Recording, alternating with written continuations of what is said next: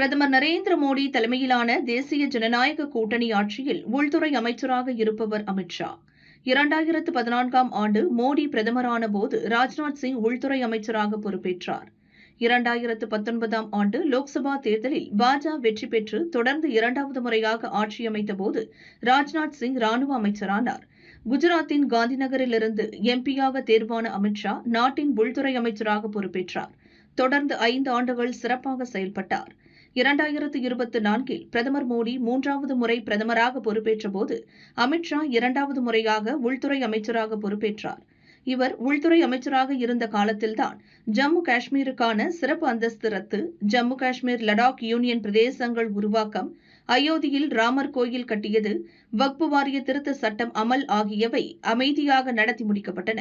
அமித் ஷா தலைமையிலான மத்திய உள்துறை அமைச்சகத்தின் நடவடிக்கையால் சத்தீஸ்கர், ஜார்க்கண்ட், ஒடிசா, ஆந்திரா, தெலுங்கானா, மகாராஷ்டிரா மாநிலங்களில் நக்சலைட்டுகளை ஒடுக்கும் பணி முழுவீச்சில் நடந்து வருகிறது.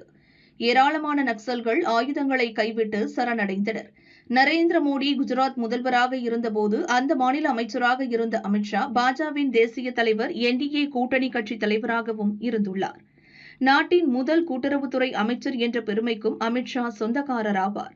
2019 மே 30ஆம் தேதி மத்திய உள்துறை அமைச்சராக பொறுப்பேற்ற அமித் ஷா இன்றுடன் தொடர்ந்து 2258 நாளாக அந்த பதவியில் தொடர்கிறார். காங்கிரஸை சேர்ந்த கோவிந்த் வல்லப் பந்த் 2246 நாட்கள் மத்திய உள்துறை அமைச்சராக பதவி வகித்தார். நேரு பிரதமராக இருந்தபோது 1955 முதல் 1961 வரை பந்த் உள்துறை அமைச்சராக இருந்தார்.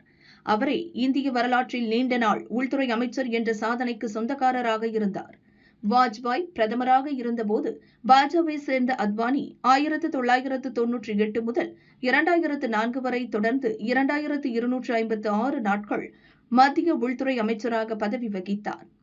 பந்தின் சாதனையை அத்வானி முறியடித்திருந்த நிலையில் தற்போது அவரது சாதனையை அமித் ஷா முறியடித்துள்ளார். பாஜகவை சேர்ந்த ராஜ்நாத் சிங் 5 ஆண்டுகள், காங்கிரஸை சேர்ந்த சிதம்பரம் 4 ஆண்டு 8 மாதம் உள்துறை அமைச்சர்களாக இருந்துள்ளனர். சர்தார் வல்லபாய் பட்டேல், ராஜாஜி, லால் பகதூர் சாஸ்திரி, நரசிம்மராவ், யஷ்வந்த்ராவ் சவான், சரண் சிங், மொரார்ஜி தேசாய், வெங்கட்ராமன் உள்ளிட்ட முக்கிய தலைவர்களும் மத்திய உள்துறை அமைச்சர்களாக பதவி வகித்துள்ளனர். நேரு, இந்திரா, சரண் சிங் உள்ளிட்டோர் பிரதமர்களாக இருந்தபோது உள்துறையை தங்கள் வசம் வைத்திருந்தது குறிப்பிடத்தக்கது.